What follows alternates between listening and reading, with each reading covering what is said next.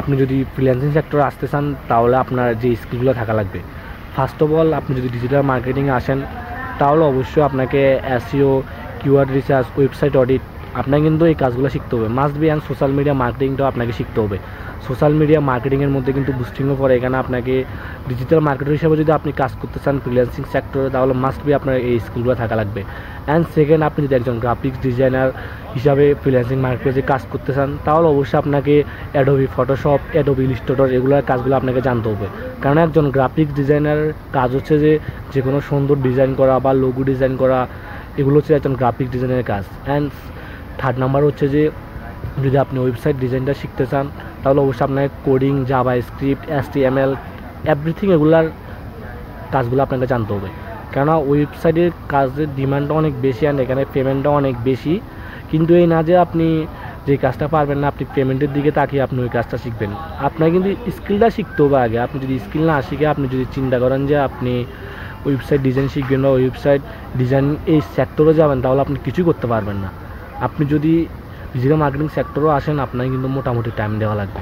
আপনাকে টাইম না দিয়ে যদি আপনি এই সেক্টরে আসেন তাহলে আপনি কিছু করতে পারবেন না। কেননা হিউজ বর্তমান সময়ে বিভিন্ন সোশ্যাল মিডিয়ার গ্রুপগুলোতে দেখা যায় ডিজিটাল মার্কেটিং শেখা হয়, ফ্রিল্যান্সিং শেখা হয়। এগুলা বলতে গেলে ফ্যাক্ট, বেশিরভাগই ফ্যাক্ট। কেননা আপনি দেখেন আপনি যদি একটা স্কিল ডেভেলপ না করতে পারেন, আপনি যদি নিজের মূল যে টার্গেটটা আছে টার্গেটটা সেট করে কাজ না করতে পারেন তাহলে আপনি এই সেক্টরে এসে আপনার কিছু করতে পারবেন না। আপনি অবশ্যই আপনি যদি এই সেক্টরে আসেন মাস্ট বি আপনাকে টাইম দিতে হবে, আপনাকে হার্ড ওয়ার্ক করার মন মানসিকতা থাকতে হবে। আপনি যদি জব ফিল্ডে থাকেন বা বিজনেস ফিল্ডে থাকেন, আপনি যে ফিল্ডেই থাকেন আপনার নিজের টাইমটাকে ম্যানেজ করে এই সেক্টরে আপনাকে টাইম দিতে হবে।